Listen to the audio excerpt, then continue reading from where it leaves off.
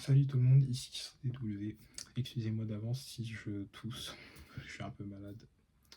Donc là de base je devais faire une vidéo pour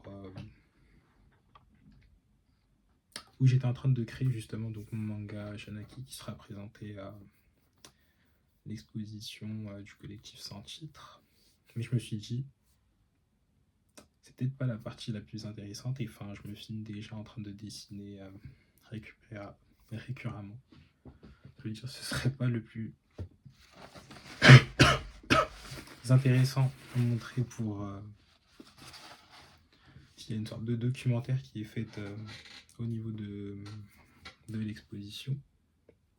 Mais j'ai préféré parler enfin je sais pas, peut-être 5 minutes, 3 minutes, un truc comme ça, un peu plus de mon manga et un peu de mon approche de l'exposition, notamment avec ses contraintes, ses limites en rapport au temps. Comme après je fais plein de trucs aussi à côté. Donc là sur l'exposition, il y aura le chapitre 1 de présenter. Donc tout ce qui est planche.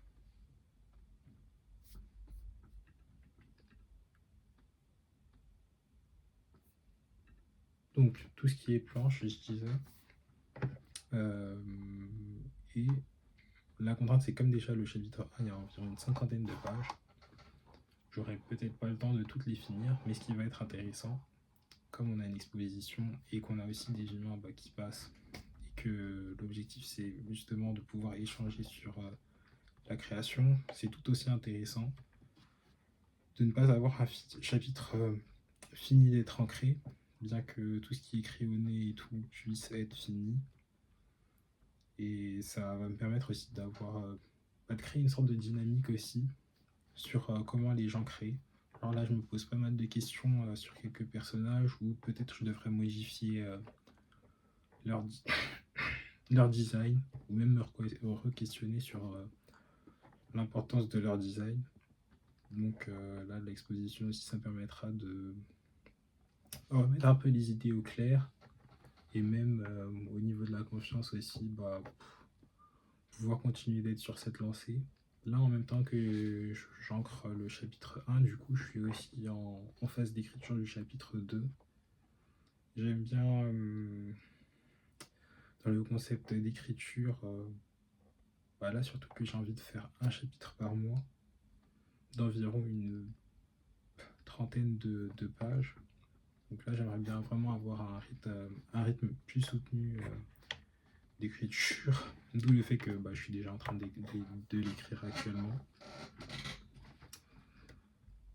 Et voilà, donc de toute façon, Janaki, je vous en avais déjà un peu parlé. Je représente un peu, c'est tout un univers, donc ça se passe dans une galaxie Janaki. On va commencer par suivre un personnage principal qui s'appelle Mahad,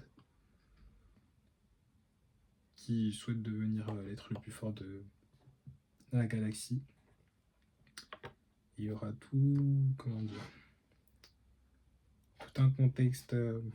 Oui, c'est de la géopolitique, un peu, donc on doit être du contexte géopolitique, la découverte de culture, de nouvel environnement. C'est quelqu'un, enfin, pour un peu initier le personnage de Matt, c'est quelqu'un qui a jamais quitté sa planète natale. Donc, ce qui est bien, c'est que comme c'est un univers inconnu, les lecteurs aussi seront limite au même point de connaissance de la galaxie que Mahad. Peut-être qu'il y a une planète que vous connaîtrez déjà, en vrai la Terre. Et même la Terre aura ses spécificités dans cet univers. Ce qui fait que tout le long, il y aura de la découverte. Et ce sera marqué graphiquement les différents espaces. Je pense que c'est pour ça que ça m'a mis du temps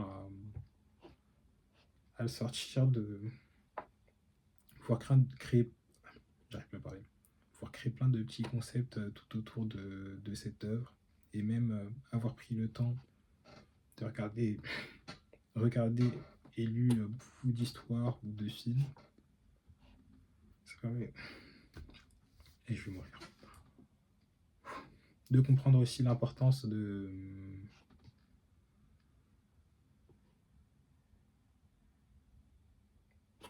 d'avoir un univers bien écrit. Enfin, bien écrit. Qu'est-ce que ça veut dire? Justement, d'avoir un univers quand même singulier avec des personnages singuliers. Enfin, peut-être qu'ils se ressemblent pas tous, qui ont chacun leurs points forts, leurs points faibles. Et même au niveau des cultures, enfin, il y aura des choses aussi mises en place, notamment sur le langage pour certaines d'entre elles. Parce qu'en vrai, par le voyage aussi, tu comprends que d'une culture à l'autre, une chose que tu dis dans ta langue, ça ne veut pas aussi dire la même chose dans une autre langue, ou qu'il y a d'autres moyens de communiquer entre les personnes, de communiquer, de se déplacer aussi.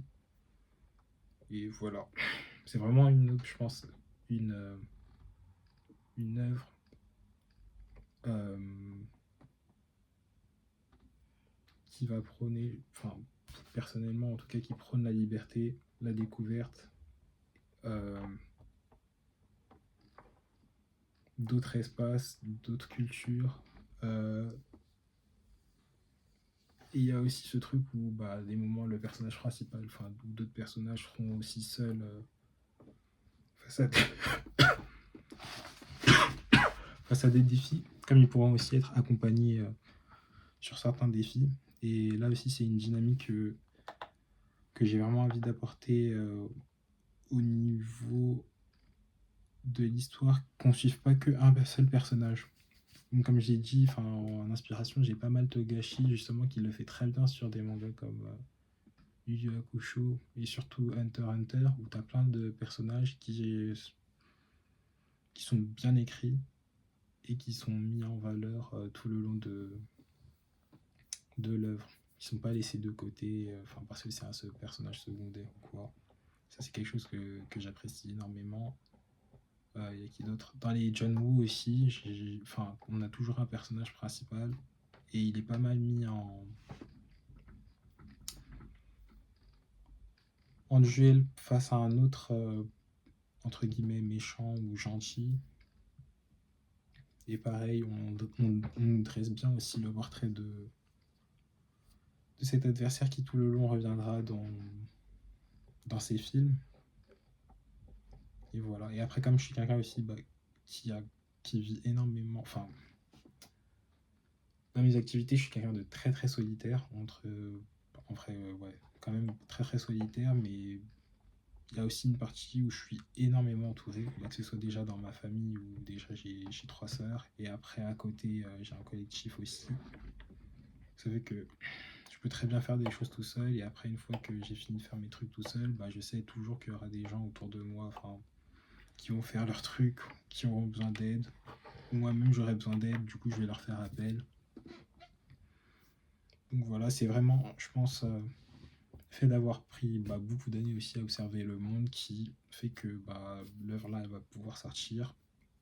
Parce qu'en vrai elle a commencé en 2022-2023 à partir d'un dessin.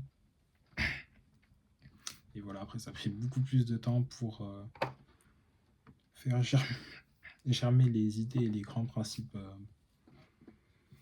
qui sont tout autour de l'œuvre. Du coup, j'ai hâte de vous présenter ça et l'exposition, ce sera un bon moyen de passer un autre cap avant la sortie du premier chapitre. Mais le premier chapitre, de toute façon, je sais qu'il sera fini. Si c'est pas avant l'exposition, 2 semaines après, ce sera fini. Et le chapitre 2 est déjà en écriture. De toute façon, le chapitre 1, en vrai, le chapitre 1 est déjà fini d'être écrit et le chapitre 2 en cours. Et j'ai déjà, je crois, le squelette des 5-6 premiers chapitres, donc du premier tome.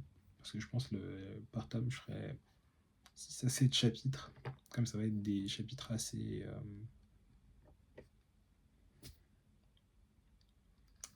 vastes. Et voilà, ce sera tout pour moi.